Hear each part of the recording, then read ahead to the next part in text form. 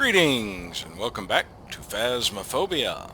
Now I know I originally said I wasn't going to be doing guides, but considering the sheer amount of misinformation and people unable to collect evidence I've been seeing on the forums recently, I figure I would. So I'm going to do a training episode and explain how to gather evidence and how to use the various tools, the starting equipment.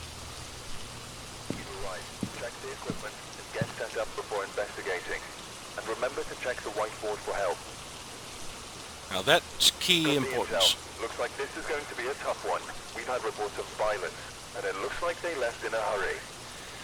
When he says, remember to check the whiteboard for intel, that's mainly for the tutorial because it tells you in this non-violent ghost, despite the fact he said signs of violence, those are just random info, that you can use to train your ghost hunting skills.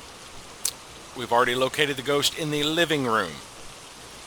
Head on inside, read the slideshow we have set up for you on the TV. Good luck. Now, one thing it doesn't let you know, right here is a key you will need to get in the front door. It does not go into your inventory, it goes into Chapter 4 keys. So if you skip on past all of this, it'll tell you you now have the main door key. This is the layout of the house. This green section of the wall is where you come in. Now I have already mapped out the rooms. I'll probably be uploading a Steam guide with the various maps and the names for the rooms. But the living room is this one straight ahead where the TV will be. So the ghost will be in the room with the TV. This will be a fairly easy one. Of course, this is your starting equipment. Even if you die and lose everything, you will always have this: a photo camera, the EMF reader, the spirit box, the video camera, a flashlight, a UV light, and the book. And you always want to grab a flashlight because wandering around without a flashlight in the dark really will hurt your sanity. Now, you don't really have to worry about it here in the tutorial. Sanity is meaningless in the tutorial. The ghost will never hunt you.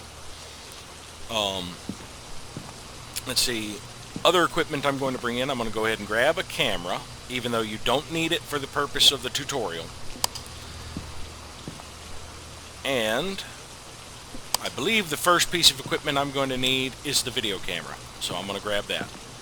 Now, to get out of the van, there's this keypad right next to it. You just left-click on it, and it should open the door. That's another question I've commonly seen from new players. Alright, so we get in here, open the door, and you can left-click on lamps and light switches to turn them on. You can pick up other keys. Now I have a car key, which is important. Sometimes the ghost will turn on the car alarm. You have to have the key to deactivate it.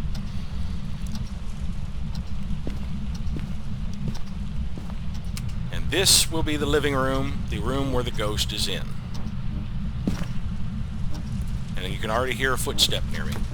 Now, you don't have to worry about getting hunted in the tutorial. The ghost will never hunt. There is no danger whatsoever. So, welcome to the Ghost Hunter Training Guide. This guide will show you how to become a professional ghost hunter. Use the TV remote to go to the next slide. So you left-click on it, and now it finally tells you the controls. If you didn't already know the movement controls, you wouldn't be here. You'd still be in the van. Run with shift is kind of, well, this is walking, this is running. You see a very slight difference between the two. So it's not really a run. And of course you can crouch. Your local push to talk. Your flashlight key. T only works when you have an item other than the flashlight selected. Global push to talk, which is a radio feature. You'll hear a click when you press it and again when you let it go. Inventory swap basically means instead of the mouse wheel, you can just hit the Q key to cycle through the items in your inventory. Now, one thing of note, anytime you cycle to your flashlight, it's going to deactivate your flashlight for other items. See, right now I've got my flashlight on, still on, go to the flashlight, go back, it's off. It will also do that if you cycle to an item like the UV light. I believe the UV light might be the only one that does it, because the UV light is best used in the dark, so it automatically switches your secondary flashlight off. And of course your journal key is J, which I've already brought up before, and it has a lot of useful info in it. It basically, it will explain the concept of ghost for this game. It will explain about your sanity, and said if your sanity becomes too low, the recommended action is to leave. The ghost gets angry and lowers your sanity faster, as the game progresses, basically. To keep your sanity high around the paranormal, make sure you stay in lit areas, with the areas with the light on. So don't wander around in the dark unless you have to. Yeah, ghost types prey on our sanity, making them stronger the more insane we become. The lower your sanity, the more likely a ghost will hunt. Basically, a ghost will not start hunting until your sanity is below 50. And it will not, if your sanity falls below 25, it will really start hunting. It has a higher chance to continually hunt. In the tutorial, you do not need to worry about that. Now, there are certain ghosts that the threshold changes for. For a mare, if the mare is in a dark room at the time, it will hunt if the sanity is 60. If the mare is in a lit room, it will not hunt unless your sanity is 40. A demon will hunt if your sanity is 65. While I can't confirm it, I believe a banshee, one of their events is to teleport to their prey. They target one particular prey and wait 20 seconds, and if they don't see their prey at the end of that 20 seconds, they'll initiate a hunt. Now, I don't believe it checks the sanity threshold for that ability. So I have gotten hunts when my sanity was above 75, and it was always a banshee that did it. So I'm pretty sure the banshee does not bother to check the sanity threshold. So the banshee would now become the most dangerous ghost, because if that is true, it's the only one that can hunt you basically anytime. Alright, and of course picking up and dropping items. Primary use is your right mouse button, like turning on and off the flashlight. Secondary use, see, I can turn on and off the camera with the right button. Secondary use, I hit F and I set it on the ground. Or place it. So we will cover all the items in depth here. Once an investigation begins, you have about 5 minutes before the ghost will anger and drop your sanity faster. Use this time to set up equipment and find the ghost. For today, though, you don't have to worry about that. Not the finding of the ghost, because they told me which room it's in, or my sanity being dropped. Alright, step 1. Now, they don't tell you the order to use equipment in my opinion, most efficiently. They say start out with the video camera, which isn't a bad idea, but I mean, I'll explain as we go along. Okay, set up a video camera inside the ghost room, head back to the truck, and watch the monitor for a ghost orb. If you spot one, write it on the last page of your journal. If not, go to the next screen. So to set up the video camera, now this is one place where the tutorial fails. One of the places. Now this is a large room. There's no place, they don't tell you how to set up the video camera. You need to set up the video camera so that you can see the majority of the room, and you also need to make sure the video camera's on. It is. Now when you're placing the camera, if you hold down the left mouse button, it will rotate facing. So you can get it facing the way you want, and then hit the F key to set it down. If you hit the G key, you're just going to drop it and the facing doesn't matter. Don't do that. Use the F key and you'll have it placed. Now one thing this also fails to mention, it just says go back, look for a ghost orb. doesn't tell you how long you may have to wait. Also doesn't mention you need to have the light off. You need to turn the light off so that you can see ghost orbs, and you need to be watching the camera in night vision mode. And if you do not spot a ghost orb immediately, it doesn't mean there aren't ghost orbs. You have to wait a little bit and kind of watch and see if you see a ghost orb floating. And if you don't, there, we just saw a ghost orb up at the top left. We'll continue watching for a little more. But sometimes you may need to go in. Oh, there, the ghost orb just shot across down there. And there it went floating across there. And there it went back up there. So we do have a ghost orb ghost. It's been there, and then it did a nice little slow thing that all of you should have finally seen. But as you can see, the ghost orb's all over the place, and sometimes you may miss it.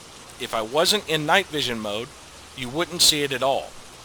If the light was on, this thing would be blinding and you wouldn't be able to spot it because of the bright light. So you have to have the light off and night vision mode on. And I also turned off the hall light because it would have interfered with me being able to see it. And sometimes you may have to keep repositioning the camera because you don't have a good view of overall of the room. Now in the last patch, they did make it where the ghost orb should be centered around the room. So this thing should continually wander around the center. So in theory, no matter where you place the camera, as long as you can see a decent amount of the room, you should eventually spot a ghost orb. But sometimes it takes a while to notice them. So now we'll go in, go to the last page, and put that we have ghost orbs. And that will automatically limit the possibilities of ghosts to ones that have orbs. So we have Phantom, Poltergeist, Jinn, Mare, Shade, and Udai. And until we get 2 pieces of evidence, it's not really worth worrying about checking each individual ghost type and see what else you need.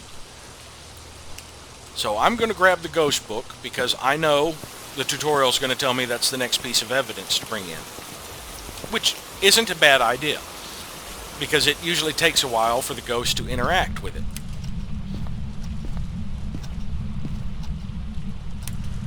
So now we can place this book somewhere in the room. Go on to the next slide. Grab the ghost writing book, place it inside the ghost room. If the ghost writes on the pages, then write it on the last page of your journal. If not, go to the next screen. Well, the ghost may not immediately interact with this thing, and I haven't got a good area to put this where it isn't dark. How about right here? Nope, it fell through. Alright, floor it is, and it's still kind of dark. Now the ghost won't necessarily write on this immediately. It may take some time. So just after you place the book, move on to another piece of evidence and come back and check it occasionally. But don't automatically assume, oh, it's not ghost writing because it didn't write in the book immediately. Grab the spirit box in the truck, enter the ghost room with the lights out, and ask the ghost questions with your voice. Try where are you or how old are you. If the spirit box responds back with a voice, write it in the last page of your journal. If not, go to the next screen. Now,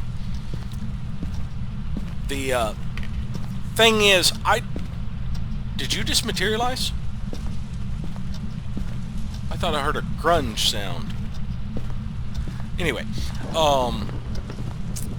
the thing about it is usually I will bring in the book first and drop it in the room after I know where the room is.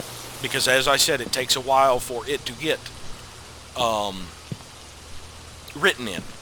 And then, yeah, as you can see right now with the lights on, we can't see the ghost orbs because the screen is blindingly white. So you have to make sure the lights are off. Then I will set up a video camera and bring in the spirit box because both of those require the lights be off. And I want to minimize the time that the light is off because if you're not in a lit area, your sanity is dropping.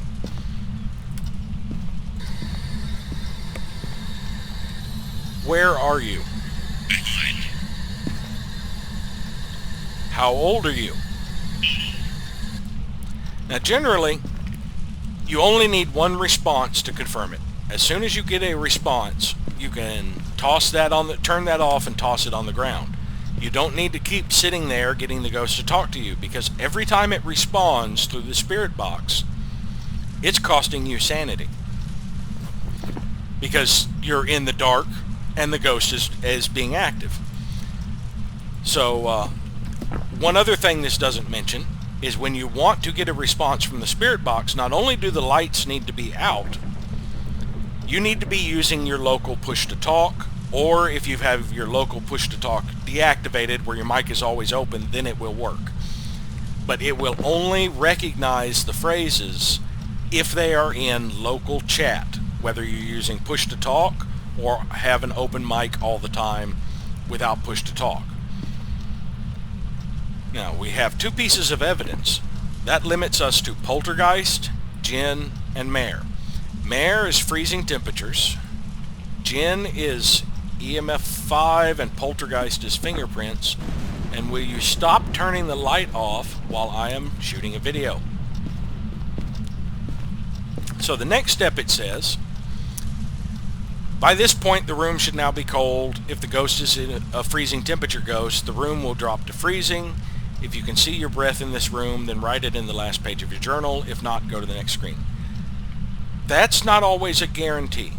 Sometimes it may take the ghost a while to drop the temperature of the room. So, don't rule that out just because you've been here a while and can't see your breath. It may take a while. Now grab the UV torch from the truck, scan all the doors, windows, light switches around the ghost using this light for fingerprints. If you spot a fingerprint, then write it down on the last page of your journal. If not, go to the next screen. So now we're going to go get the UV light. Now the UV light works best in the dark, but you can use it with the light on.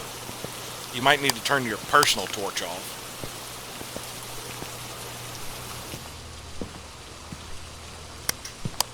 So the UV light has a very dim purple light.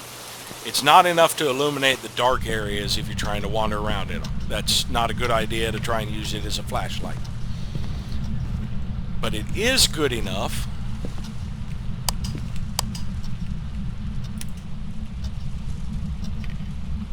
when you're searching a particular room for fingerprints. Now, one thing, not only do you check light switches, you check doors, and it can leave fingerprints on these doors that it has interacted with. And will you stop that? Check windows. Because it can occasionally knock on the windows and leave a handprint on the windows. Did you just open a door? Yes, you did. Check both sides of doors.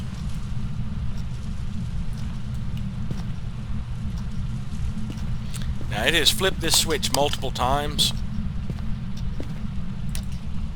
and not left a fingerprint on it, so I am pretty sure we do not have a fingerprint ghost. The most common place to find fingerprints will be the ghost room, but if the ghost wanders outside of the room doing things, it can leave fingerprints. So, next, grab the EMF reader from the truck, scan objects around the ghost that it is interacting with. If the EMF reader lights up to red, level 5, then write it in the last page of your journal. Now this is a common misidentified piece of evidence. There are a lot of times people will claim they've got an EMF 5 ghost when they don't. You have to make sure the red light comes on. Yeah, there are 5 lights on this thing, and if you only get an EMF 4, it's only going to be, it's not going to light up the red light. Now, EMF signatures are generated when the ghost interacts with something, and they last about 20 seconds. So in order to get some EMF readings, you're going to have to get the ghost active.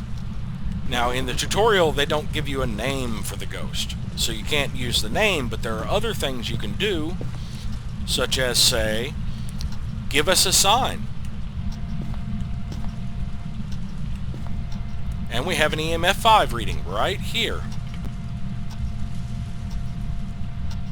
What did you do? Just knock on the door? So as you saw, it lit all 5 lights up. Let's see if I can get an EMF 4 reading somewhere.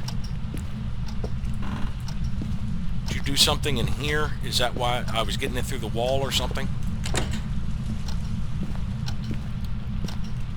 Give us a sign.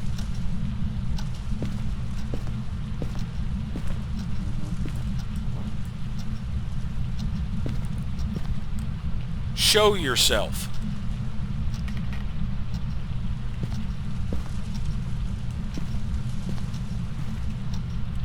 Show me. You know, you were incredibly active a moment ago, and now you don't want to do anything? Well, give us a sign. Yeah, now that I need EMF readings, you're nowhere to be found, are you? Okay, you're over here flicking the light. Actually, he doesn't need to be here to be interacting with that light. Give us a sign.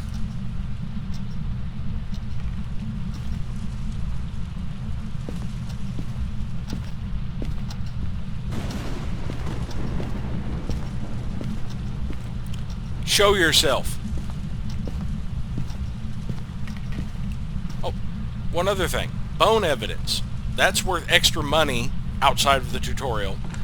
I just heard a door. Which door? Oh, this was only an EM. Most interactions, like opening doors, turning on and off lights, are going to be EMF 2. With an EMF 5 ghost, there is a chance any EMF signature will be an EMF 5. And you're playing with the door again. Which door are you playing with?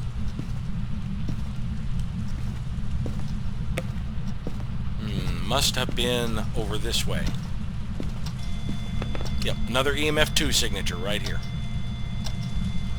Give us a sign.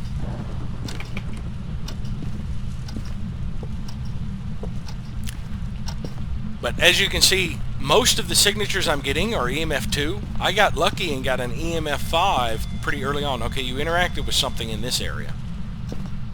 Got an EMF 5, but you see how hard it is to confirm or deny an EMF 5. It can be giving me signatures like crazy. Alright, I heard your footstep. Give us a sign. And it can take a while to get an EMF 5 signature. This is not something you'll get quickly. Usually. There's another EMF 5. Yeah. And you're flashing the lights, yep.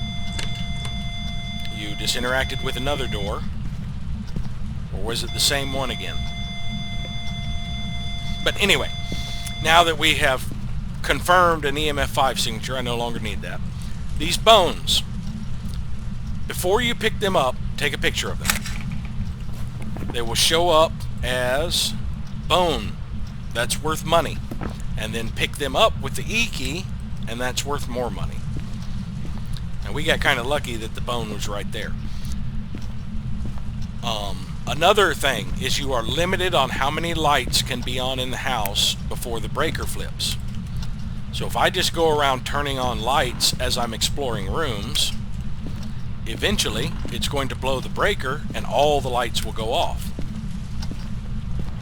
So as you explore areas, you should turn off the lights behind you. Let me check this. Yep, he's over there interacting with the EMF reader. Now that is a 4. The red light is not on. A lot of times people will say, hey, we got an EMF 5, and it's only a 4 reading. Now a 4 reading, the most common 4 reading is a materialization. But this ghost, I don't know if they bother to materialize in the tutorial. I don't think I've ever seen one actually materialize. Now you can have about 10 lights on before the breaker blows. And there's no light switch in this room. So right now I've got 1, 2, 3, 3, 4, 5, 6, 7, 8 lights on. So here goes 9 and 10. 9, 10. Now the breaker is out. Now you can't get lights to come back on until you actually go and flip the breaker. The map will show you where the breaker is. I believe the breaker for this one's in the basement. The two places it can be in Tanglewood is the garage and the basement. Yep, there's the breaker. Now, if that light is red, that means the breaker is tripped and no power can be turned on in the house. You just click on it and it goes to green, and now you can turn lights on again. Voila.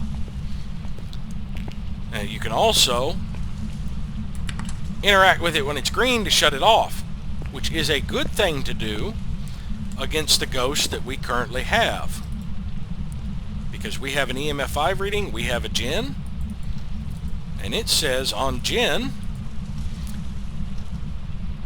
that it has been known to travel at significant speed. It will travel at a faster speed if its victim is far away. Turning off the location's power source will prevent the Gen from using its ability.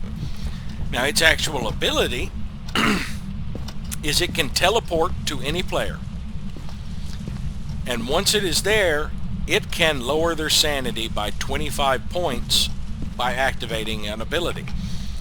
If you turn that off, it can't drain sanity as fast. And it also won't teleport around or move incredibly fast while the breaker is off. But occasionally the ghost will turn the breaker back on anyway.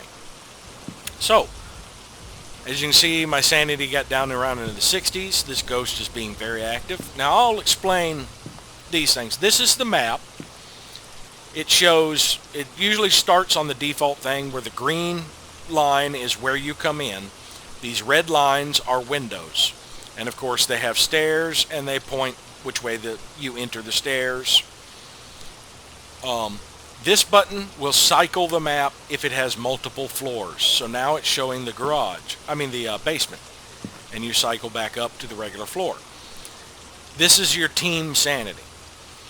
Your team sanity is more important than individual sanity. If you have multiple people, those thresholds of 50% and 25% I was talking about, it matters for average sanity of the team.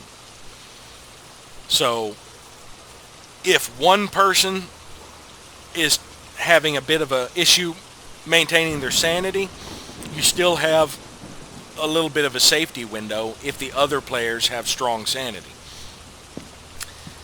This only comes into play with advanced equipment. You have sound sensors you can place in the house where it says sensor 1, 2, 3, and 4 will change to the name of the room, and I'll go into more detail with this when I do advanced equipment. This is your total activity.